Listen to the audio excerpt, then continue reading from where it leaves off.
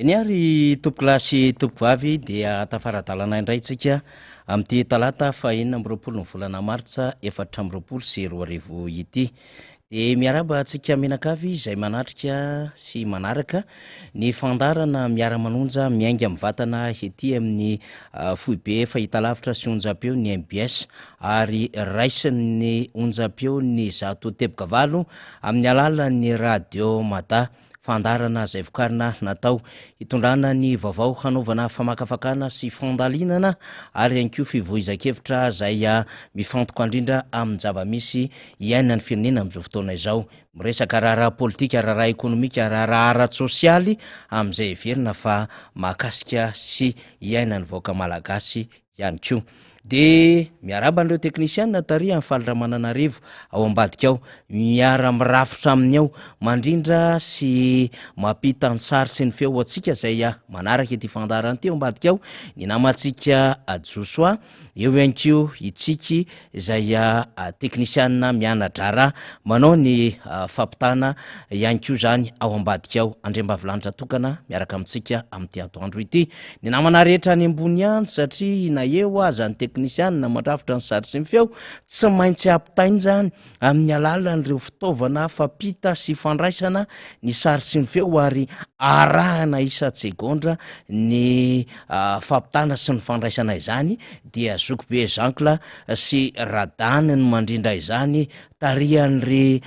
tantely ry Ando Razafinarivo. Ando moa zany amin'izao fotoan'izao mbola eny amin'ny Focus Démocratie eny Ivandry fa anisan'ny ekipa teknika daholo izany rehetrarehetra izany miara-mandrafitra ny fandarantsika tena tsy adinontsika ny teknisianina eny amin'ny radio Mada zany. De kopakopa tanana ho an'ry Malala, ry Valsoa no Menjanary sy ny ekipa eny ambony izay mandray ity fandarantsika ity. Ianareo masovo ny MBS ihany koa tsy adinontsika satria ianareo no vava sofina ary tanana mampita mandray ary mandefa sy mitantara mizara itony fandarantsika itony amin'ny alalan'ny famerenana amin'ny ora izay efa nisafiditsika any amin'ny station MBS eny anivon'ireny distrika ireny. De miarabe indrindra ny any ampitan-dranomasina mandray izany fandarantsika izany, kopatokopa tanana ho antsika mandray ity fandarantsika ity. Ny tenako Faniry Razafimanantany no miaraka amintsika izay hitondra ny lafim-baovao samihafa izay tsara ho fantatra fa raha ny tao anatin'ny 420 ora aloha zany de tomany Tomasina amin'izao fotoana izao satria mbola ao anatin'ny rano be ny isa-tanàna ary ny toerana misy anay moa zany any Tomasina any dia ambanimbany lohalika ny lalana miditra amin'ny tanàna zany any Tomasina any. De mifampiantso amin'ny fianakaviana ny amin'ny hoe tena rano be, oram-be nandritry ny 2 andro izay ary sahirana de sahirana ny amin'ny fitana ny fazona mody any amin'ny trano samihafa. De mankahery ireo fianakaviana, namana, havana ary mpiara-monina, ireo mpiray tandrazana amintsika ny andrenivohitra Betsimisaraka any amin'izao fotoana izao satria dia miantso izy ireny ny eny Antanamborizano, ny eny amin'ny Verrerie, ny eny dépôt Analaklinina hôpitaly be, ny any Canada, ny any Andranomadio, ny eny amin'ny Cité Ara, Valpension, Mangarano, Mangarivotra, Ambolomadinika, any Ambohijafy, ny any Salazamay, Ampasimazava, Anjoma, Morafeno, Antanamakoho jiaby de anaty rano amin'izao fotoana izao. Mino fa de miara-mieta antsika menakavy izay manao ny tagnintsoroka rehetra zany ahafahana mifanampy sy mifanavitra ao anatin'ity rano be mandalo Tamatavy ity satria de miodikodina ao avaratra Atsinanana, ambonimbony tsy lavitra amin'ny Vohimaro zany, lavidavitra kely fa tsy de lavitra be zany ilay andro ratsy izay mitondra any oram-be io ho antsika ny faritany izay mandray izany fandarana izany de hanambarako izany izay mitarika rano be. mbola mandritry ny andro vitsivitsy izay de tsy maintsy mitandryntsika zany ny amin'ny fahafahana miandrika sy fahafahana ihany ko zany ny mampianajanaka sy mandeha mivoaka indrindrandrindra ny toerana manakaiky ny amorondrika na amoron-dranomasina satria dia mazana de mazana ny orana am'izao fotoan'izao fa ambonin'zay ihany ko de mbola mamelo mafy ihany ko ny delestazy satria tena tapaka tanteraka mihitsy ny jiro zany any Toamasina de nandritry ny ora maromaro ary hatram'izao itenenako zao alohan'ny hidirako teo tam studio de mbola mahazo antso tarobe avy any Toamasina ny amin'ny hoe sady tsy afaka mihitsika amin'ny alalan'ny ranobe no tapaka tanteraka ny jiro dia ohatran'ny hoe zara fa misy zany stokna batery amina telefona mba hahafahana zany mampita ny communication avy any Toamasina fa tena sahirana tena tomano ya Toamasina satria raha ho an'ny Toamasina eny zany mahazo ny lalam-pirenena faharoa dia ratsy de ratsy de ratsy ny lalana satria le lalana nataonay adiny enina fahiny adiny enina sasany adiny fito raha farafahelany zany ary ianao raha ohatra ka mahazo adiny fito zany taloha ho anay zany vezivezy tany Toamasina de ohatran'ny efa sorosoreny zany ianao satria mahavita an'izy adiny enina ianao adiny enina sasany de efa mitsotsotra izao zany adiny folo adiny raika amby folo mety mihoatra aza satria dia avy ny orana fa tao anatin'ny andro vitsivitsy ihany ko zay de mifandimby reo fiara vavety camion zay nitarika fitohanany ny fifamovoizana tany amin'ny lalam-pirenena faharoa satria dia misy zany ny trangana lozam-pifamovoizana matety piseho amin'ny alalan'ireo fiara vavety ny fiara mitondra contenera de zao ndray ny Omalialina de fiara telondray fiara vavety telo no nifandona nisy ny laza fa tapaka isatra nisy ny laza fa nandeha mafy de nifandona de ny tohana nandritry ny ora maro ary nisy fahafatesan'olona tany amin'ny lalam-pirenena faharoany zay tsy lavitra anantsapanana zany raha ohatra ka hiditra na ivoakana Antananarivo zany dia tsy lavitra raha ohatra ka avy any Toamasina na avy aty Antananarivo dia tsy lavitra anantsapanana izany tranga omaly zany fa rehefa tonga indray ianao any Toamasina izay mifijaliana ho an'ny lalan-dratsy sy ny lozam-piarakodia satria ny lalan-dratsy de miteraka lozam-piarakodia de miteraka fitohanana lava de lavo zany ary miteraka fahatiantoka ho an'ny olona mamonjy asa sy manao kirakira-ndraha ara-barotra fa rehefa tonga ny etapy-tanana indray ianao tompoko de sahirana indray ianao amin'ny alalan'ny lalan-dratsy sahirana indray ianao amin'ny alalan'ny ranobe sahirana indray ianao amin'ny alalan'ny delestasy sahirana ihany ko ianao amin'ny alalan'ny tsy fandriam-pahalemana fa sahirana ihany ko ianao amin'ny loton'ny tanàna indrindraindrindra eny Bazarikely zay tena anisany napalaza ny Toamasina tany amin'ny taona 70-80 tany ny hirany tarika ny voany io ny eny Bazarikely de Bazarikely rakotra loto maloto misy rano miandrona dia potika ny lalana manodidina rehetra zany any Toamasina de zany zava-misy am'izao fotoan'izao de miantso ny namana hoe fahoana tena tsisy firarahina ve ity tanàna ny Toamasina ity zany satria vao miala aty amin'ny lalam-pirenena faharoa zany hoe mahazo amin'iny Ambatolampikely iny mahazo amin'ny Manjakandriana sy ny sisa am'izay de efa galera ny lalana mandrapatonga ny Toamasina fa tonga ny Toamasina hoy zany olana ara-tsosialy sedraina marobe zany de zaraiko amintsika zany satria toerana ny ainana ny asana ny anarana ny nahitana zany fahatandroanana finaritra zany ary ny vezivezena mba nametrahana an'izay hoe fanombohan'ny fiainana teo amin'ny hoe manao investissement zany ny tany Toamasina de tena hoe akaiky ny fosiny saina zany tanàna zany sy ireo mpiray tanindrazana ao Toamasina nandritry ny 30 taona mahery zay niainanay tany am'izany tanàna zany ary mbola any ny fianakaviana de marary sy malahelo sy kivy any ndraindray ny amin'ny hoe ity le tanàna zay tena nahafatifaty mihitsy ny amin'ny hoe tena tsy maintsy makany rehefa tonga ny fialan-tsasatra tsy maintsy makany rehefa misy fotoana malalaka rehefa malaladalaka iny ny weekend tsy maintsy makany rehefa misy ny hetsika rehetrarehetra ara-kolontsaina sy ara-panatanjahantena ary lalaovan'ny tena baolina kitra sy rugby ihany koa zany tanàna zany de malahelo marobe mihitsy ny alahelo ao anaty zany fa zaraina lizy satria mitovy am'ilay fahafantaran-javatra sy lay taraina ao anaty mitovy amiko ny namana marobe am'izao fotoana izao zany amin'ny fahampitehan'ny tanàna ny Toamasina ka raha mbola misy tompona andraikitra raha mbola misy mahatsiaro tena fa hoe fanjakana dia raisony ny andraikitrareo any amin'ny sehatra rehetrarehetra ahafahana mitondra n'izany andraikitra izany fa aza velopotika le tanàna satria tanàna manana ny maha izy azy kapitaly ekonomika hoy ny filomarika Ravalo manan'izay ary de tena tafapetraka tanteraka mihitsiny zany fa zao moa zany de efa nambaraka teo ny lafin-javatra rehetra zany miteraka olana ao Toamasina eny ara zay ny amin'iny fa de makahery atsika fianakaviana sy mpiray tanindrazana mpiray tanàna any Toamasina am'izao fotoana izao fantatra ny hirifiry fantatra ny zavatra lalovantsika fa de makahery hoy fa tsy mora izy de samy miasa arakarak'izay ahafahana zany manavitra an'le tanànantsika isika menakavy zay ny amin'iny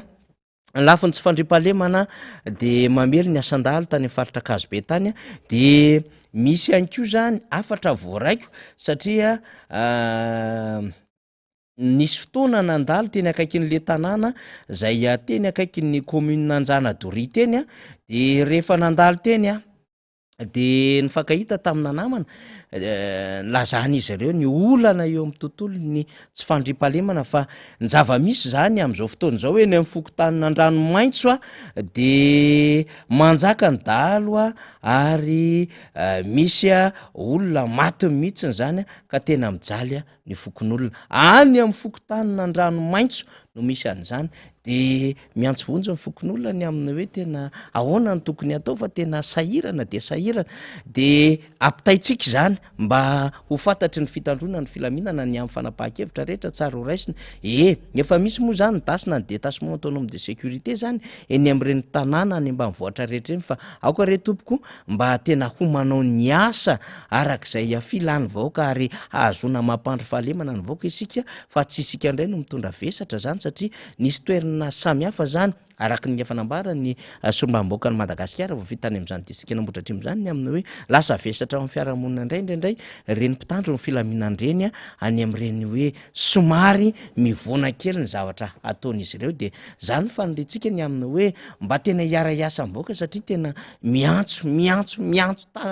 tolo-tanana mihitsy ny vahoaka amin'ny tontolo ny tsy fandrimpahalemana zany de ny etiko teto zany satria dia tsy lavitra amin'ny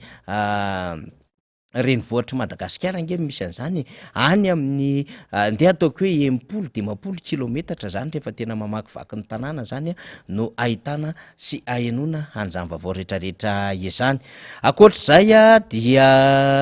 misafotofoto ny vaovao ny amin'ny hoe nisy marina sa tsy misy ny fisamborana ny ben'ny tanàna ny antsiranana zay naoraka be omaly ny hoe voasambotra ho ny ben'ny tanàna Jean-Luc zay ben'ny tanàna ny Dego voalohany zany de misafotofoto io ihany antony mahatonga amin'ny teny an'izany satria hatramin'ny omaly dia natanjaka be zany adevitra izany ny amin'ny hoe fisina fisamborana teny Maivatanàna kanefa tany amin'ny alindalina tany de ohatry ny nahita publication zay nataona namana izay milaza fa tsy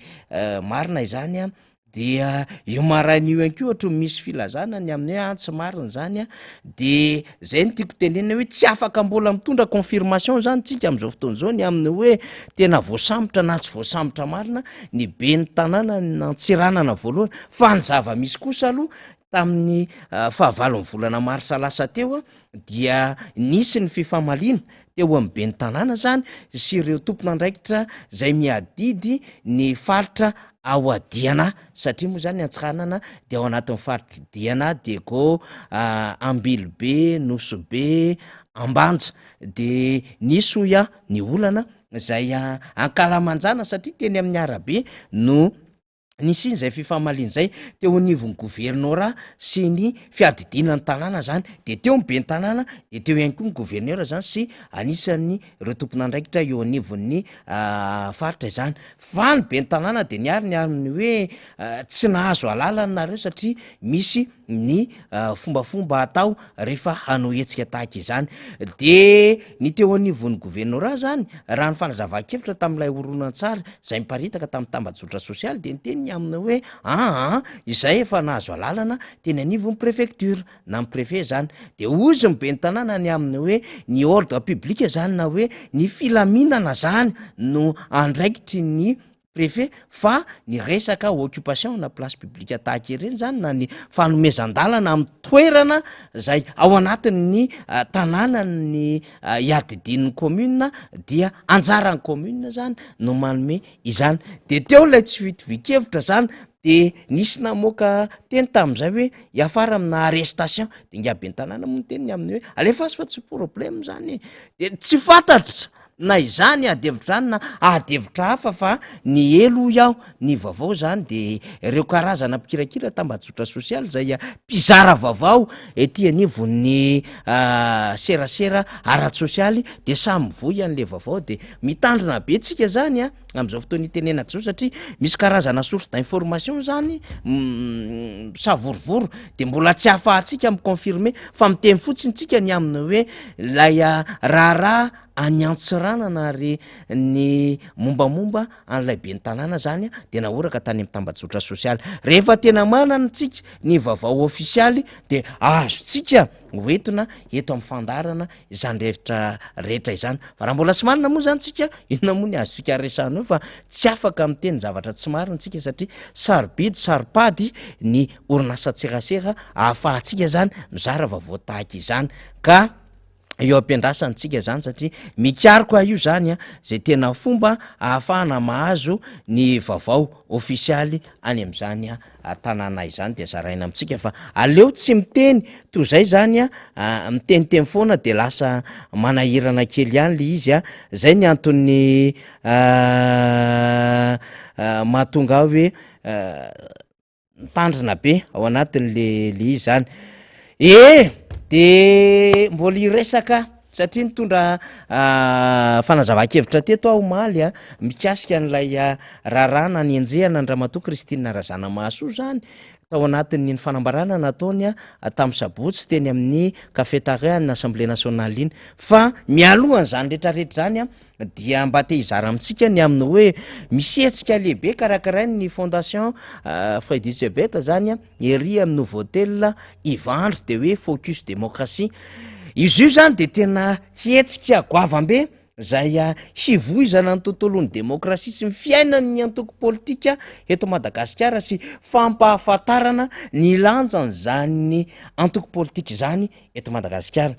de nanomana an'io tao anatin'ny fotoana naharitra ny FS fa hiteny ihany koa zany ny eiza zany zay mifampizara zany le traikefa zay sy ny amin'ny tsara ho fantatra ny FS moa hatram'izay zany dia niezaka foana nitondra ny fampianarana eo amin'ny tontolon'ny politika ary nametraka projet samihafa ho an'ny teto Madagasikara ny am'izay hoe hamolavola ho an'ny fomba fanaovana politika izay mirafitra ao anatiny tena fanarahana ny fenitra sy fanajana ny lalàna izay de efa nisy lay hoe projet ny ULTP zany zay nataony teo anivon'ny FS efa lasa lavitra izy am'izao fotoana zao satria efa misy andeha maromaro no navoakan'izy ireo de misy koa lay hoe akademia na parti politique fa nataon'ny FS zany fa misy ihany koa lay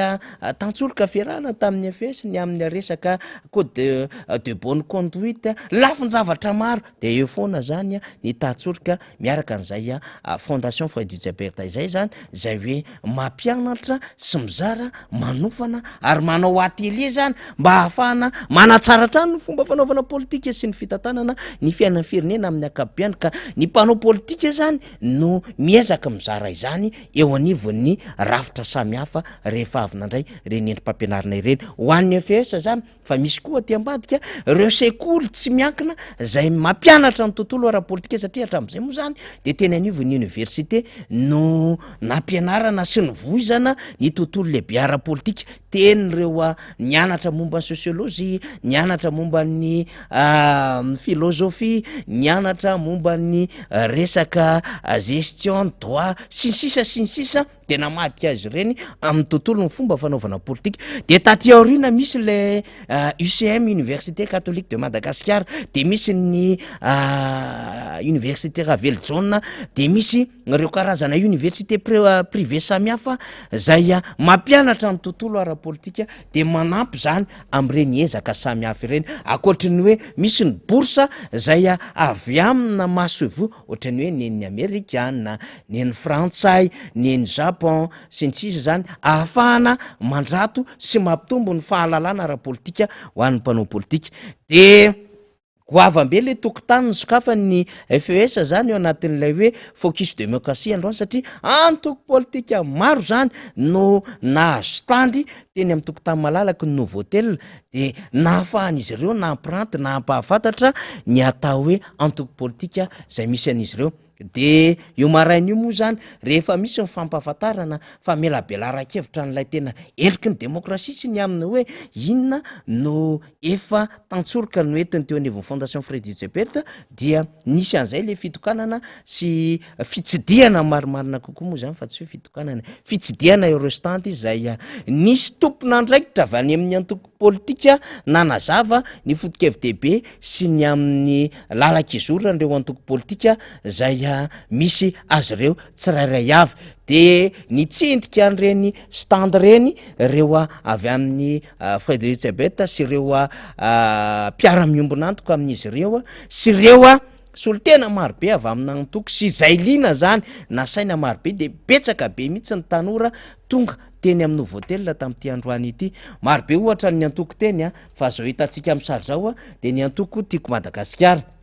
de ny solombavamboaka Mambrabendrina ny solombavamboaka Fietrarala Amizafimbololona zao nitatsika am'sary de mpitsidika de nandalo tao ihany koa zany ny député Fenondralambomanana miaraka am'ireo staff samihafa hitatsika aoriana ihany koa Madame Mirana zay anisan'ny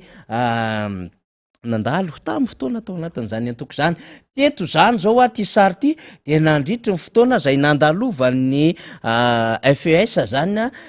tamin'ny stand ny antoko tiako Madagasikara de nanana paha-potoana minitra vitsymonja ny tompona andraikitry ny antoko dia ny tompona andraikitra teo anivon'ny antoko zany napahafantatra ny antoko teto dia ny solombavamboaka Mambrabendrina sy ny sénateur Olga Ramalason raha ohatra misy sarin'ny sénateur Olga de tsara ihany koa zany faly fa eo zany manazava ny hoe inona moa ny antoko tiako Madagasikara ahoana moa ny zotra-kevitra sy ny lala-kevitra sy inona moa ny idéologie inona ny tanjony zany antoko zany nandritry nylay fitsidihana an'izay stand zay maromaro ny antoko teny ho iaho ary karazan'ireo antoko matanjaka rehetra zany dia teny avokoa fa akoatran'izay de misy an'izay lay fanomezana paha-potoana miaraka amin'ny tompona andraikitry ny antoko nareo mpitarika ny antoko zany dia misy zany ny fametraha-panontaniana ho an'ireo lina ho an'ireo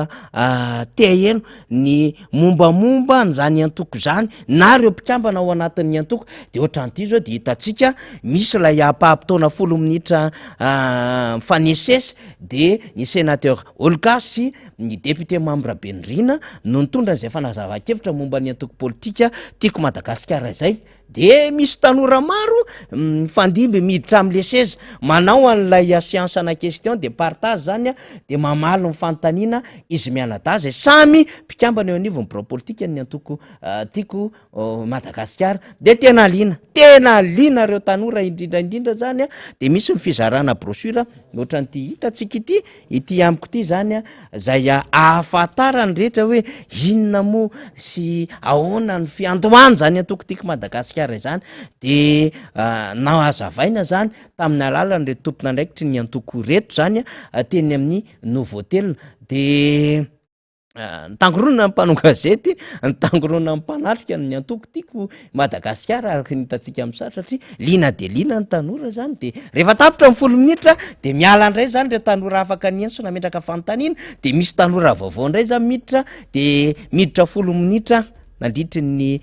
fidirana maromaro zany a de ny tombo ny fahafantaran'ny olona ho an'ny antoko tiako Madagasikara de nisy zany reo hoe fidirana ao anatin'ny antoko na fanoratana anarina ho an'izay hiditra ho mpikambana ao anatin'ny antoko na ny fiche d'adhésion fa reny olona reny a dia nanaovana orientation zany mba ho avy eny amin'ny quartier général na foibe ny antoko tiako Madagasikara eny Belera izany fa alefako amintsika eto ny fanehoan-kevitra fohy izy ty zany a elako tsiny satria tamin'ny alalany ty findayako ty moa zany nakana an'le sary satria raha riva vo hitatitra azy ny ndamako mpanao gazety ny Zavandremahefa sy Prince amin'ny alalan'le sary tsara zany satria tena naka sary caméra satria betsaka be mpanao gazety eny fa tamin'ny alalany ty finday ty zany no nakako ny sary de somary nisy fond sonore samihafa tao ambadika tao zany a de elako tsiny amintsika fa tiako aseho atsika fotsiny le ambiance zay nampahafantarana zany sy ny lalanjotra ohatra zao nanazava ny lalanjotra politika araky ny fanontaniana napetraky ny tanora anankiray azy ny secrétaire général ny antoko teo aloha Ramatoa Olgaramason de nanazava izy ny aminy hoe sahala am'zaosy zao a ny dirako tao anatin'ny antoko sy ny lalana diaviko tao anatin'izany antoko zao izao ny joroinay a ary zao ny fepetra raisinay rehefa misy ny fifidianana zany hoe misy fanontaniana maromaro de tonga de natambatra tamina faneho-kevitra anankiray Ienotsika aloha fanehoan-kevitra Ramatoa sénateur teo aloha efa ministre teo aloha efa be ny tanàna na Tsirabe teo aloha ihany koa zany Ramalason Olga tao anatin'izay fametraha-panontaniana zay elako tsiny ho ia somary misy feo kely ao aorianan'izay fa hoentsika le ambiance hoe zao le focus na démocratie ka ianao zany tanora ianao zany ray aman-dreny any an-trano any raha lina ianao satria zay antoko politika rehetra tadiavinao mombamomba azy dia hitanao avokoa eny amin'ny nouveau hôtel Ivandry de samyzary izy ireo a itony taratasy kely tony zany a ahafantarana mombamomba n'le antoko mizara izany ohatra ny antoko politika madio a mizara izany ohatra ny rodobe ho an'ny démocratie socialy maro be famitanisany fotsiny a zany a mba ho fantatry ny rehetra ny amin'ny hoe misy échange sy misy partage maro be zany mandeha eny am'izao fotoana izao a ho atsika zay tena te hafantatra an'ireo tontolo ny fanaovana politika sy ny antoko politika ary tsy isan'andro ny ahitana an'izany fa tam'ty zany a no sokafan'ny FES zay tokotany be ahafantarana ny antoko politika izay rakitra hoe ary nitangorona ny tanora mihitsy ny standany ny antoko tiako Madagasikara aeny hatramin'ny faneho-kevitra mbola mito io maraina io nisy ny atelier momba na législation fa arriva indray mbola misy koa ny formation momba ny décentralisation de misy olo tena avy amin'ny antoko hiatrika izay atelier zay sy handray anjara anatin'izay formation na fiofanan'izay fa raha riva ihany koa de mbola misy indray ny témoignage maro samihafa zany de misy intervenant avy aty anivon'ny antoko tiako Madagasikara mihitsy mahafinaritra be le izy satria zay tontolo manodidina ny fomba fanaovana politika sy ny antoko sy ireo mpikambana ao anatin'ny antoko sy mpiserasera mpisehatra ao anatin'ny antoko de hita eny toerana avokoa zany anairana anao zany mba ho avy am'izany focus démocratie zany fa ndeha ho andefa kelytsika orona tsara misy feo ny amin'ny endrikendrikilay fanazavana zay ao anatin'ny ampahampitaona 10 minitra zay nandraisan'ny antoko samihafa ireo tanora na olona lina am'izany antoko zany dahoara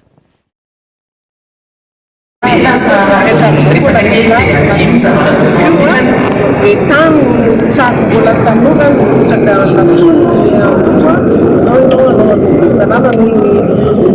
fahitany zany etrika tsy hoanareo zay mbola sanatsamerana zavatra mbola malalaka afaka mifampizarazara-kely isika zay voteny mipetraka amin'izaytana anankiray hoe partage komitsika tanora hoe izay mbola ivelany le mandroso nananareo malalaka tsara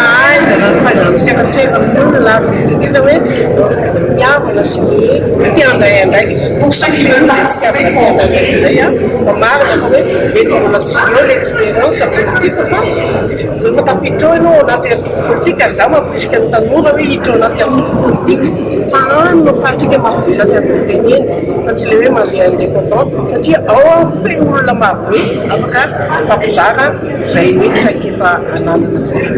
Getono na haiza fitany hoe ahoana ny fitantanana tanàna fa tsy fitantanana fa akaiky vahoaka no tena manakaiky vahoaka ary ny ataontsika be moa tena misy anahana manda maromaro zany no natonga pitadio mavitana fa maro ny vehivavy tena nandray anjara misy laza tampa nandray anjara miditra tany lehibe ny fokotany miditra mpanolotsainy tanàna miditra Anoksika le tokony misy micro tokony misy micro any a omena micro ny anoka anilaya échange misy micro ve formation zany folo latsaka dimy izao a zany hoe manana folo minitra avy a ny olona izay ifampizaha ifampiresaka amin'ireo antoko politika misy lakolosy kely any a dia ilay lakolosy kely rehefa maneny dia tapitra zany ilay folo minitra nareo ao a maheno daholo a dia raha ohatra fa misy toerana mbola malalaka aza mifanerinteny amin'ilay toerana anankiray a fa tonga dia manamona ireo antoko politika hafa maro zany izay lasika voninareo a no national vonina ve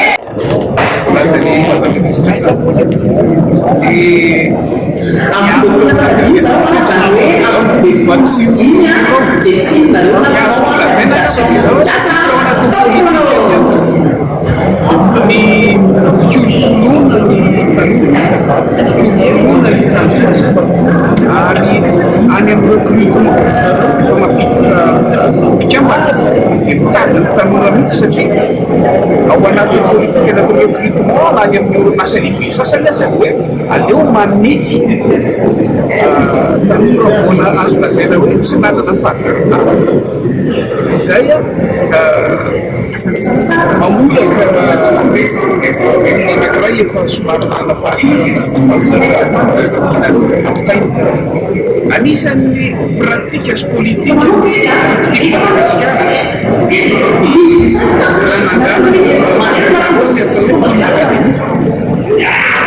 zany nahafahana manomana sy manofana tena mpicatroka ao anatin'ny atoko zany tanjona tena hoe arak'izay teny zay hoe hicatroka mihitsy tena hiasa ho amin'ny atoko fidèle amin'ny atoko ary hitondra ny rapport rehetra indray ahafahany atoko manakatantanjo sao anatin'ny fotoana hoe traverserny nananganana an'io zany hoe ahafahako milaza hoe mitsinjo lavitra be ny atoko tsinjo lavitra be ny atoko am'izay nananganana ny team académie zay ao amin'ny QG Belero azy a formation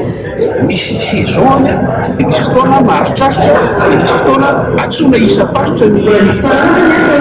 fikarina mihitsy zany le isa-paritra ao an'izay tsy tratra hoe hidinana any amin'ny faritra misy azy amezako azy dia zao hoe anisa politika ny atoko ny mitsinjo lavitra ny amin'ny fanofanana sy fandraisana tanana ireo tanora izay inona sy heverina fa reo ekina ny atoko amin'ireo ia za moa hoe teny ampiandohana dia efa niala tsy ny amintsika ny amina hoe miala tsiny hoe ia somary misy feona ambiance ao aorinan'le izy a satria tiako hitsapatsika mihitsy hoe misy trano malalaka be ndray tao anatiny le fanaovana n'lay karazana convention na sala am'izany malalaka be ho an'ny voatela dia tao ndray no nytanterahana zany a iny science na partage sy information momba ny antoko iny a zay fametraha-pantanisa fa mali pantanina iny zany de nanazava teo zany a izy menada zay samy efa nandalo sy mpikambana ao anatin'ny bureau politika ny antoko tiky Madagasikara zany teny atoerana de de voaray an'ireo mpametraka fanontaniana mihitsy zay nahaliana anazy. Tao ohatra zany amina hoe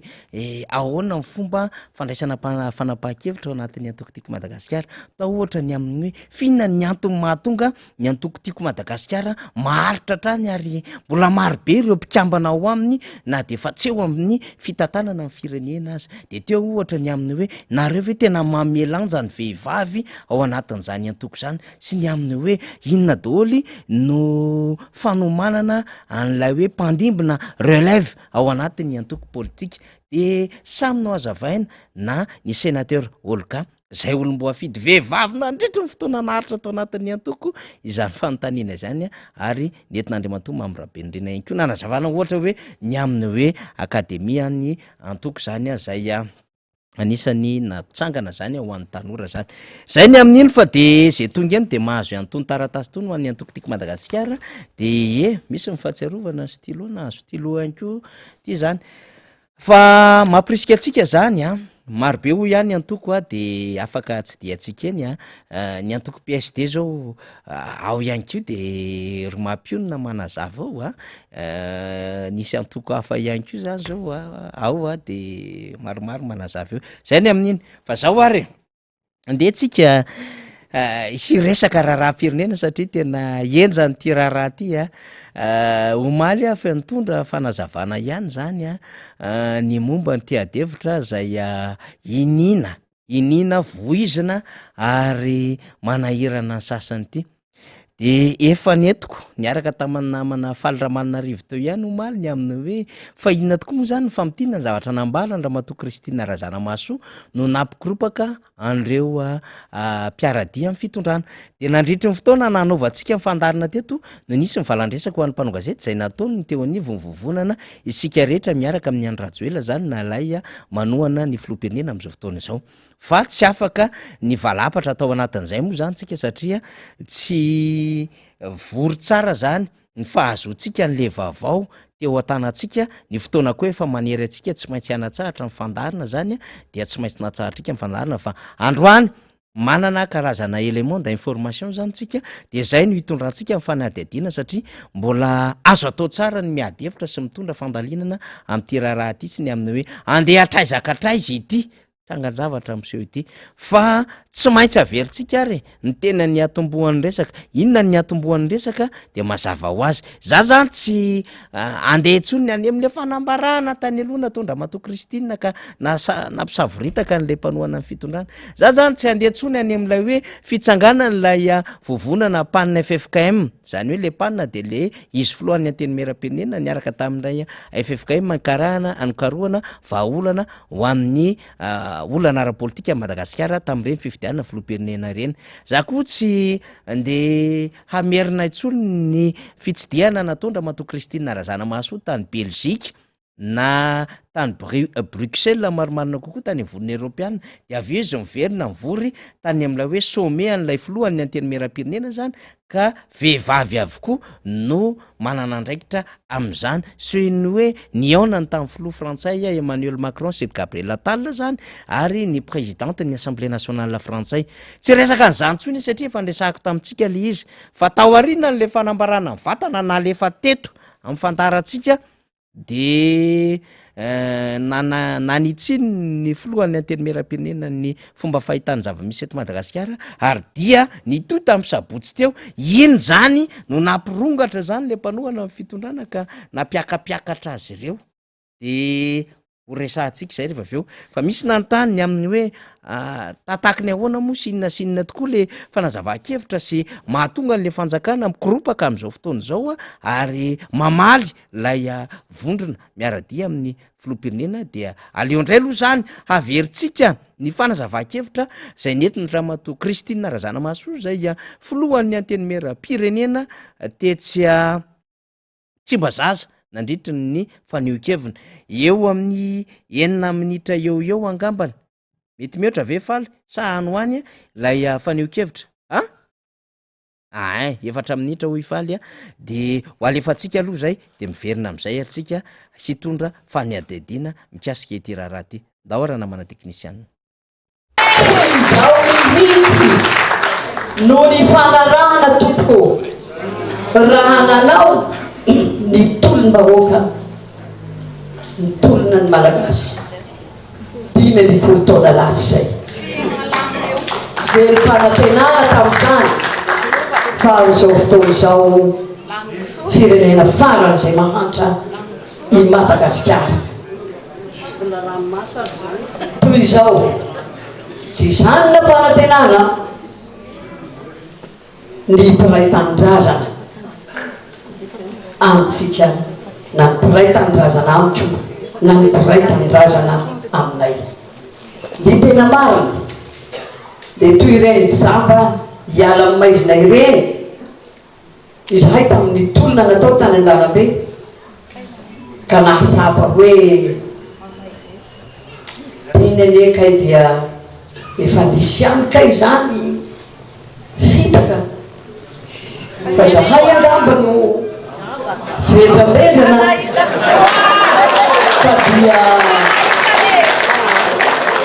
dia nandeha ampinona sy ampatokisay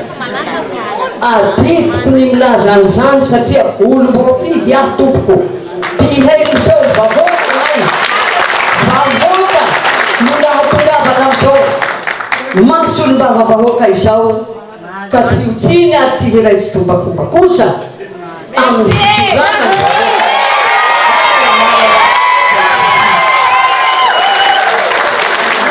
ilay napahafenivina velony akarana taombotron'olotra ka nylazany fa hoe hody fa saodia fa izahay kosa zay tena nandeha tao anatin'ny finoana tanteraka dia zay te handala zany natao hoe fahafahany dia nanjohy anambotsirohitra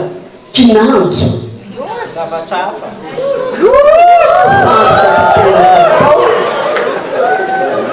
kinanjo pseudo fahafahana no hita sy no raisina 5 taona atyarina ho iaho dia mbola tsy azo zany tena fahafahana izany vo mainky azy zany tafahitsoka agny anatin'ny fahantrana magadiady ny vahoaka malagasy sady miaina hiantroa ao anatiny fampanantenana tsy tanteraka miaina ao anatin'ny aizina miaina ao anatin'ny loto tsy fahasalamana ary anatin'ny fahantrana tokoa ny vahoaka malagasy zany rehetra zany no feo manakoako re avy amin'ny mpiray votorindrina re avy amin'ny mpiray monina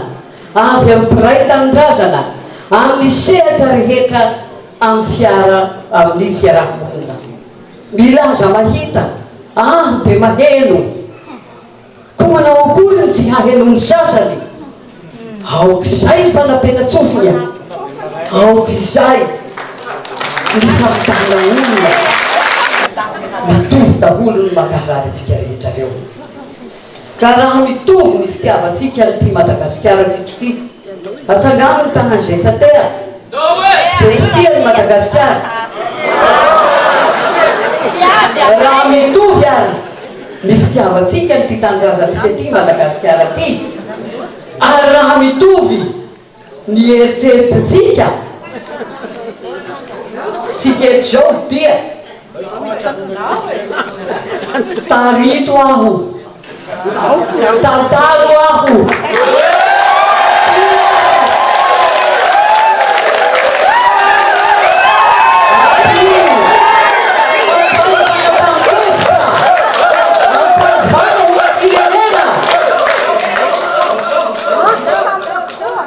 iaraka aminao ry malagasy mpiray tanindrazanao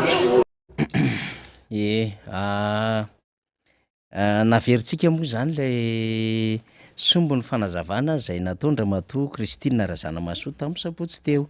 fa raha fitinina le izy zany a de efa namitipitana n'le izy ohatran'izao izahay omaly miaraka ny namana faly Ramanarivo amin'ny lafiny teknika raha ohatra kaikaiky eo faly de averainy kely le sora-pamitinana le nataontsika amin'ny rahalahy iny omaly zany zay ansongaty natao anatiny faneho-kevitry Ramatoa Kristina Razana Mahasoa zany satria niainga avy am'ty hoy ny nahatonga n'ilay sakoroka politika indray am'izao fotoan'izao ho an'ny eto Madagasikara de arotsaka faly amintsika eo io izy io zao zany nambarany zany tsy izao no ny fanarahana toy ireny jamba hiala amin'ny maiziny reny zahay tamin'ny 2009 zany efa nisy fitaka tamin'ny 2024 ilaina tsy haivona ve ny niakatra teny Ambotsiroatra tamin'io manko zany de hoe aleo ahody de nalefo zay ozy izy de lasa zay ny andeha hoy Ramatoa Kristina Razana Mahasoa de tamin'izay le olona ny teniny amin'ny hoe loza nanjo pseudo fahafahana no nisy tamin'izany fotoanandro zany de 20 taona ty aoriana tsy azo ny tena fahafahana tao anatin'ny kabary Ramatoa Kristina avokoa zany miaina anaty fahantrana fampanantenana tsy tanteraka miaina ny loto tsy fahantrana ny firenena de nambariny ihany koa zany fa hoe milaza mahita aho de maheno ka ahoana tsy ahenon'ny sasany izany toy izany ihany koa hoe raha mitovy ny fitiavana ity Madagasikara ity de tarito aho tantano aho de mbola no amafisiny le izy tamin'le ako zay ny fanampiana-tsofina de zay le diniantsika sy ny tenentsika hoe de inona amin'io raha manahirana n'le fanambarana Ramatoa Kristina Razana Mahasoa satria raha io zavatra nresahany io de azo lazaina fa tena mizara roa lehibe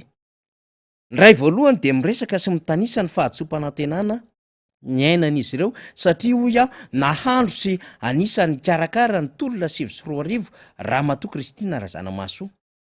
ary faharoa zany de ny fahatsapany izy zay filohany anteny meram-pirenena zay olom-boafidy ny mahita ny zavatra iainany vaoaka amin'ny akabeany mizara roa mazava tsara lizy de izay fanambarana zay hoy lay tsy zakany reo mpanohana ny fitondram-panjakana satria miteraka orooro an'izy ireo lay fanazavana fanambarana faneho-kevitra fitantarana ny zava-misy nataony Ramatoa Kristina Razana Mahasoa de nizara roa ny fomba nandrafetany teo anivo ny mpanohana ny fitondram-panjakana an'lay famalinana ny Kristina Razana Mahasoa voalohany zany de ireo vondrona politika zay solombavam-baoaka izy ireo fa avy any amina vondrona na hoe maleo tena na hoe ao anatin'ny fitondrana ihany izy ireo fa vitsivitsy aloha no niantso ny vondrona IRD zay tena TGV ny akamarony zany mba hakandraikitra momba ny Ramatoa Kristina Razana Mahasoa ireo maromaro izy ireo fanontanysaiko tamintsika omaly fa tsy iverenako tsony angambany zany hoe ora vitsivitsy taoriana nyty antso ity indray zany dia namaly am'izay ny antso nanao valandresaka ho an'ny mpanao gazety zany ny vovonana isika rehetra miaraka amin'ny Andry Rajoelina de hitantsika amin'ny sary eo le izy rehefa avy eo de reto olom-boafidy maro be mihitsiny zany de misy olom-boatendry amin'izy ireo zay manana andraikitra ao anatin'ny fanjakana de namaky fanambarana de nanao samboady zany hoe le fanaovana samboady zany de tena midika mihitsy ny amin'ny hoe tena andraikitra lehibe amin'ny andraikitra ny solombavam-bahoaka de fa inona ara no mampatahotra inona ara no mety hoe heloka na fotana mafaty tamin'ny fanazava-kevitra nety ny filohan'ny anteny meram-pirenena iny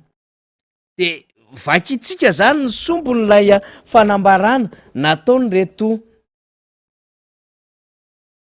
volomboasary reto omaly namalina any Kristina Razana Mahasoa de ataoko lecture diagonale izy zany hoe somary ho dingadinganiko le izy io le izy hitantsika eo Antananarivo 20 martsa Rond National ny atoko TGV IRD de tonga de voalohany sary-piaro hatrany amin'ny fiarovana ny tombotsoa ambonin'ny firenena sy ny mahasoa ny vahoaka malagasy ary tsy maintsy manaiky ny endrika sy ny ary tsy manaiky ny endrika sy ny tetika entina hanakorotanina ny firenena izay hanotoinina ny fampandrosoana ny Madagasikara tonga de misaoty indray manoloanareo teti-dratsy hevi-dratsy fitiavan-tena sy kajikajy politika hitatr' zay fa tsy mahasoa ny firenena de misaoty indray voatsela dia nanao fanambarany raha matoa Kristina Razanamaso amin'ny mahafilohan'ny anteny meram-pirenena zay no tanterahany tao amin'ny faritry ny lapan'ny anteny meram-pirenena. Izany dia narahany fanapahan-kevitra sy fihetsika akta izay sady tsy ny fampiarahany tamin'ny antoko TGV IRD izay loharan'ny nopirana. Dia misaoty aho.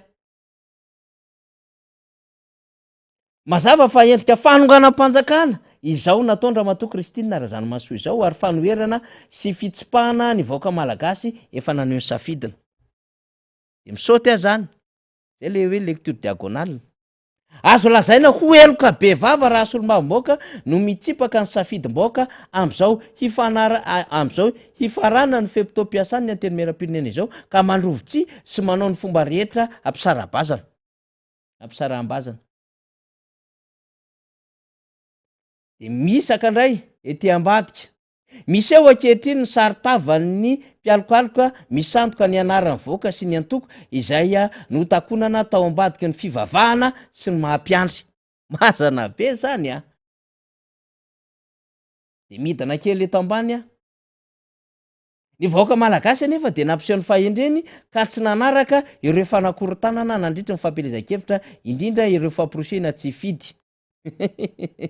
Fa ny roso tamin'ny fandatsam-bato tao anatin'ny filaminana manerana ny nosy. Mbola ho alaitsika sy iverenantsika ireo rehefa avy eo miaraka amin'ny namana teknisianina. Fa zay moa zany hoe adiditsika ao anatin'ny tontolon'ny asa fanaovan-gazety ihany koa no mitondra ny hevitra avy any amin'ny andany sy ny ankilana. Ny entontsika teto ny hevitra ramatoa Kristina Razanamaso dia nalefantsika iny omaly dia mbola nalefantsika androany dia ny entontsika teto koa ny fanazava-kevitra avy amin'reto vovondrona TGV IRD reto. Dia nydingadingantsika le izy. Farazoina zany le izy dia ny amin'ny hoe fanomezana tsiny andramatoa Kristina Razanamaso izay mandika ny fitsipika sy ny zavatra amin'ny alalany fototra hijoroany zany vondrona TGV IRD miaraka amin'ny fitondrany zany. Ary heviny samirery iny hoy zareo fa tsy misy idiran'ilay antokony zany. Fa nagaga sy navarinantsika zany dia ilay fanambarana ao anatin'izay faneho-kevitra eny amin'ny hoe fananinona ny tonga hatramin'ny hoe tena tetika fanonganam-panjakana nataon'i Kristina Razanamaso. Naninona ny tonga tamin'ny hoe heloka be vava nataony ramatoa Kristina Razanamaso. Ary mbola misy anankiray ireo faly avy irendray azafady indrindra faly sy tsika ao ambadika ao. Misy paragrafy tena tiako hovakiana kely zay mihitsy ao akoatrin'le hoe fanonganam-panjakana, akoatrin'le hoe iny fanakorontanana tsy resahako tsony fa lay heloka be vava dia hoe tsy mivakiko le izy teo. Izy mimpamadika palitao no ny tombontsoa manokana ka tsy mitsenjo ny vahoaka ary tsy manisy asina ireo latsaka tamin'ny tolona 7 zany hoe mahatsapa ihany zany retolo reto fa tena nytolona ramatoa Kristina Razanamaso ary tsy izy rery ihany fa mialohan'ny Kristina Razanamaso dia efa maromaro ireo nytolona tamin'ny 7 no ny teny fa diso fanantenana ary voafitaka ary ny laza fa tsy araky ny tokony izy tsy araky ny fanarahana ny zavatra ny ainana 7 move tsy ahivitsika. Anisan'izany ike solombavambaoaka Fidelina Razarapery mialatsinya namana honorable manonona ny anaranao. Fa tonga saina tateoriana dia ny teny hoe misy zavatra tsy izy kosa tsy izao kosa ny zavatra mba nitarihana ny vahoaka tsy izao ny zavatra mba nitakiana tamin'ny fotoan'andro e. Dia nanomboka tany amin'ny taona 14 tany hoany izy nefa nanohatra n'Andriamatoa Iany Rajoelina. Ny colonel Charles zay anisany tao anatin'ny fandrindrana ny tolona mihitsiny ary voaingantsika ny nandefa ny orona tsary tamin'ny 17 volana marsa teren'ny episkopa Atamena. Akteur atao anatin'izany ary nanomboka tamin'ny 17 mars iny no tena ampilatana ny Iany Rajoelina tsikelikely ny fanjakana. Satria tamin'ny fotoana iny moa zany no namindra fahefana tany amin'ny directoire militaire na ny miaramila ny filoha Marc Ravalomanana. Rehefa niarany ny antso-jay ny fampitahorana sy ny fandrahonana maro samihafa izy sy ny fianakaviana. Dia tany amin'ilay miaramila nahazo fahefana indray no niterena hamme izany taty amin'ilay sivila ben'ny tanàna na Antananarivo tamin'ny fotoan'andro. dia nandray anjara betsaka ihany colonel Charles fa anisany laza ny zava-misy ny amin'ny hoe izao ka ny tena zava-marina tamin'ny ntolo iny fa voafitakintsika voafitaky zahay dia nidoboka moa izy taty aoriana tany amin'ny fonjabenjefa anisany efa nyteniny zava-misy ihany koa PSON aminy ny général Noël zay anisany nahafantatra sy niatrika ny tolona ihany koa anisany efa nyteny ihany koa ny PM mamonja roandefo ny aminy hoe tena tsy mbola tanteraka ny demokrasia sy ny fahalalahana ary izay ny zavatra nyedivana tamin'izany 2024 zany fa tsy izy zao ny teny ihany koa ary niala tany valany zany fiarahana tamin'ny Andriamatoa Ihany Rajoelina zany ihany koa ny filohan'ny antoka MMM Andriamatoa Andriana Narveloajo ary rehefa nyteny ary ny zava-misy teto amin'ny firenena izy dia zao efa nilaza ny amin'ny hoe tsy ho veloma mandry ampiona iny dikan'izay misy dikany rehefa nametra-pialana tsy ara-dalana amin'le fitondram-panjakana izy tany amin'ny taona dia ataoko hoe 2024 tany hoany santionany ireo resahako ireo fa zao tsy nahita n'le mpiaradian'le fitondram-panjakana ianao ny teny taminy hoe eloka be vava fanonganam-panjakana mpamadika palitao sy ny sisa mety hoe somary exceptionnel kely izy ho Andriamatoa Kristina Razanamahasoa satria dia ataontsika hoe solombavamboaka sy filohan'ny anteny meram-pirenena dia voaresaka mafimafy izy ao anatin'ny fanambaran'le TGV-IRD fa na isika ara dia mametra-panontaniana fa iza tamin'ireny olo ireny ny tena azo lazaina ara fa niatrika ny zava-misy marina tamin'ny 2024 dia nisy niatrika kosa aloha tamin'izareo fa azo apetraka ihany ny fanontaniana ny aminy hoe izay tena fatra-piaro ny zavatra nitranga tamin'izany fotoana izany moa ve tena nahalala sy nahafantatra sa voateriny tsy maintsy sy ao anatin'ilay fitsipiky ny antoko dia miara manao fanambarana manenjika Andriamatoa Kristina Razanamahasoa fa iny eo ihany tranga 2024 fa ny zava-misy amin'izao fotoana izao ny aminy hoe tena ao anaty fahatrana sy loto ny vahoaka malagasy marobe amin'ireo fampanantenana tsy tanteraka aoko izay iny ity zany ny inona moa ny fomba nytenenana azy teo raha sy mihitsy ho vakiako manko izy aoko izay ny fanampiana-tsofina zany hoe misy olona manetsy tadiny eto tsy te eno tsy te hafantatra tsy te halala ny zava-misy iainan'ny vahoaka amin'ny ankapobeny donc ny réalité ny resahany fa tsy hoe namorona le olona ary raha ohatra izy taty amin'ny taona 3 amby 2024 nanomboka ny teny raha départ à 2009 le situation tsarotsika Ramatoa Kristina Razanamahasoa mbola niasa mafy tao anaty mitsangana ary malagasy nanohatra n'Andriamatoa Rajonary Mampianina Hery tamin'ny fanjakana SVM tamin'ny taona 9 7 20 tao anatiny niaro mada niaro an'ilay fotoka-FDB ny joroana le volomboasary tamin'izany niatrika le tolona 73 député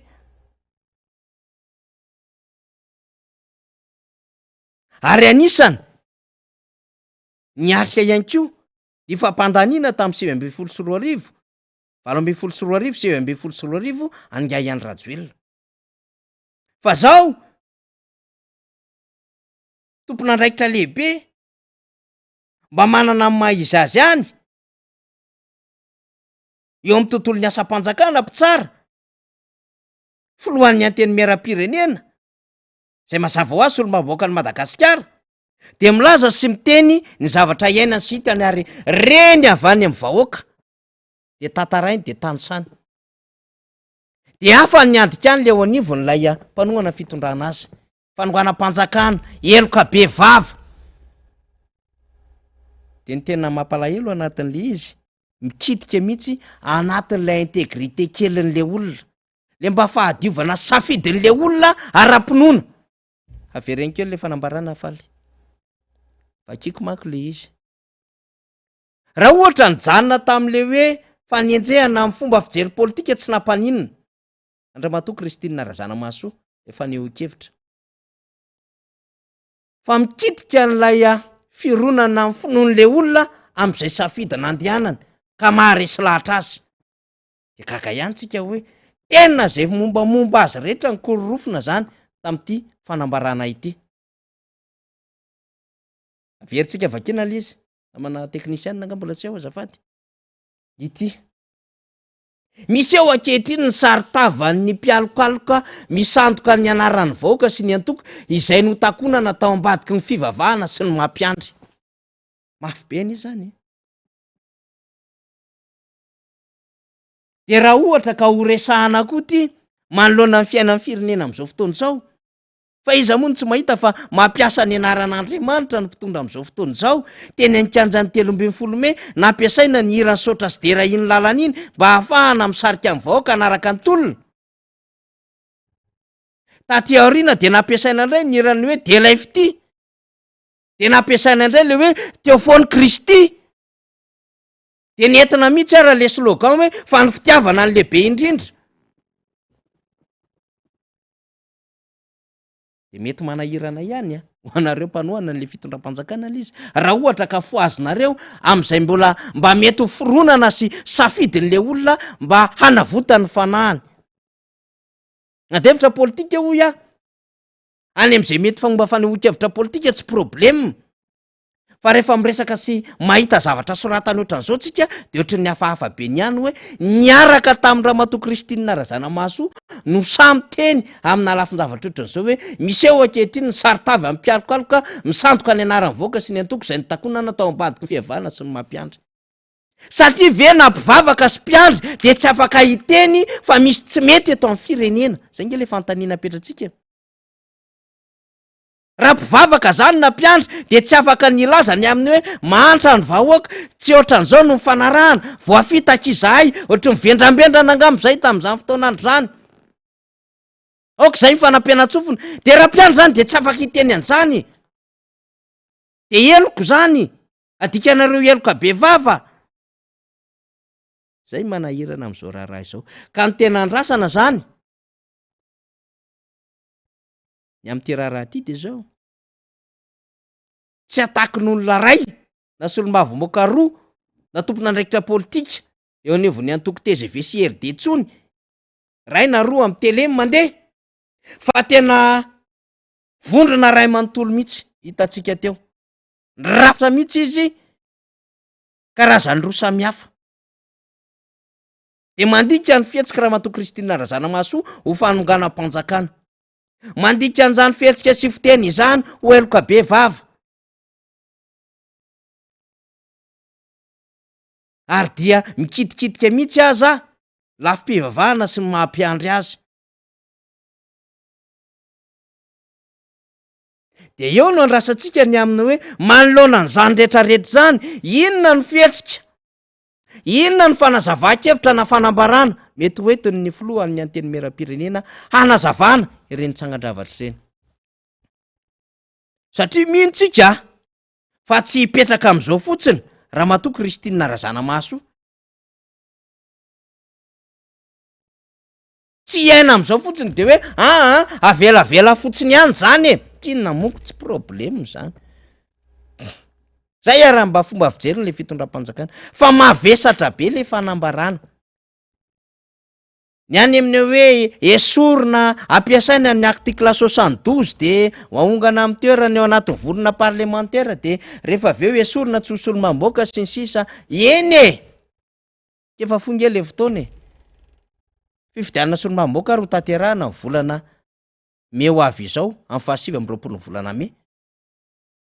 Zany hoe raha misy de misy zany 4 volana sisa zany no hipetrahana eo amin'izay toeran'izay. Inona moa no problème?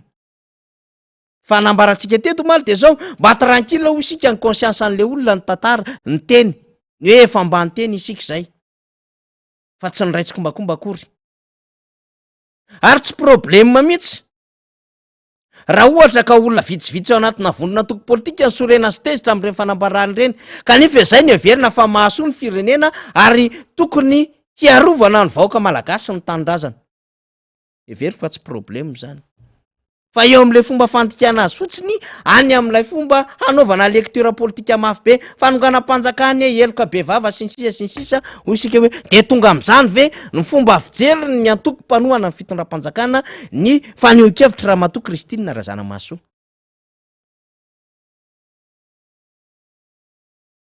Ka raha miteny izy ireo ny aminy hoe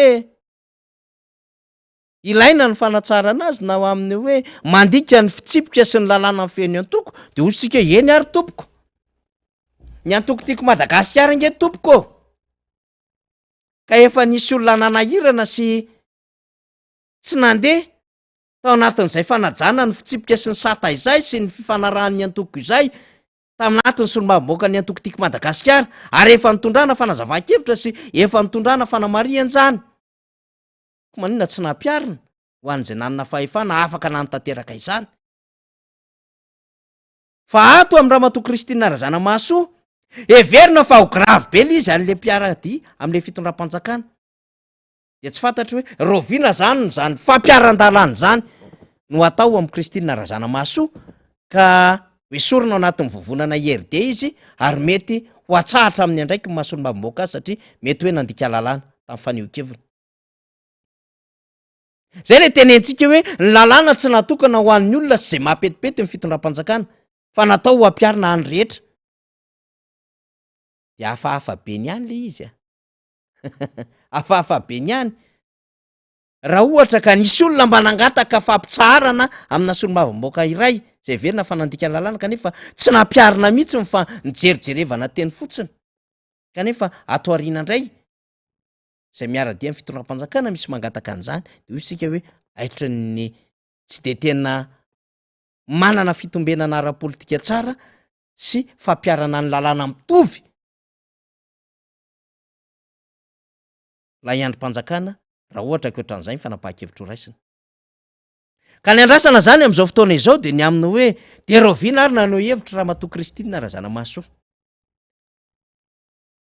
de hanahoana ny fomba fijeryn'ireo manodidina azy satria na tiana na sy tiana eo amin'ny tontolo politika de manana an'ireo ekipa, manana an'ireo staff, manana an'ireo vovonana miara-dia aminy,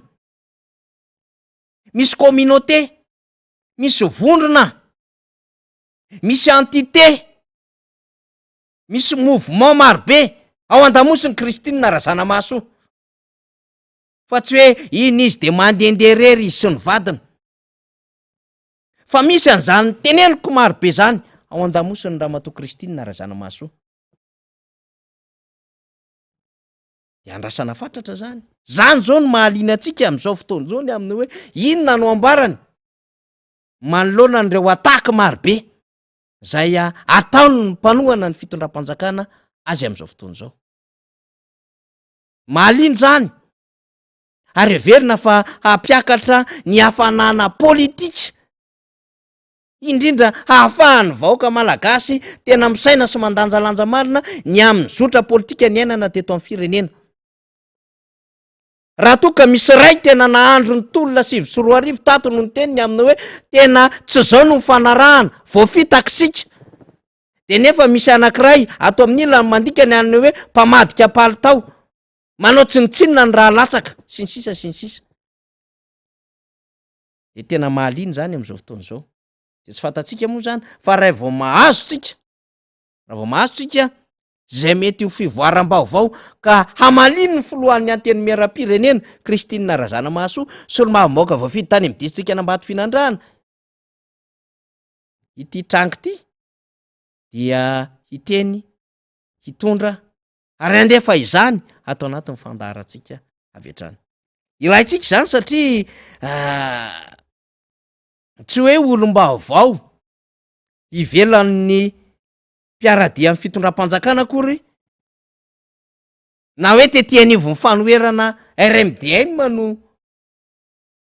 atakeny ny fomba ny fitondrana amin'ny lafin'ny communication zany tiako teneniny zany sy hoe hanaovan'izy ireo valandresako ho an'ny mpanao gazety na hoe tenivo ny vovonana firaisankina na antoko politika hafa fa anisan'ireo mpiaradia tamin'izy ireo no hanaovan'izany de mazava tsara mihitsy tsy te hiteny ahako fa ity mahafitina azy faly safady indrindra faly ity mahafitina azy ity lohateny gazety anankiray ity satria tsika moa mirotsaka foana ny vaovao atao amintsika ato satria fantatra zany fa anatina menasina déchéance na fanonganana Ramatoa Kristina Razanamahasoa donc tsy antso ny problème tsy any problème hoy fa hoe inona ny zavatra valiny ary ahoana ny réaction n'ireo vovonana sy vondrona sy entité mouvement cercle association marobe zay miaraka aminy lina am'izany tsika mba hafantaratsika ny fandehan-javatra rehetrarehetra izany de vakitsika inge ty lohateny gazety ray ity na manafaly Ramananarivo tao anatin'ny gazety ny raisitsika mpiseho isan'andro taitra maraina ny voakandroany satria ty mihitsy ny zany no mahafitina an'lay faneho-kevitra zay nresahantsika teo tena miteny gasy le faneho-kevitra lay lohateny lehibe zay nataony ny gazety taitra maraina raha efa hita mifaly eo lizy de vakitsika lizy rehefa aveo ny antony de hoe tsy anana fotoana hiantsona n'ireo solombavam-baoaka senatera marobe ny fitondram-panjakana ary tsy manana intérêt raha tsy misy zavatra manitikitika an'izy ireo any ka nanaovana an'iny conférence de presse iny de ity le izy pomban-drajoelona atao mpanina mipenipenina tena zay le izy tompoko tena zay le izy tompoko ataony mpanina mipenipenina mihitsy ny pomban-drajoelona de miandry zany tsika am'izao fotoana zao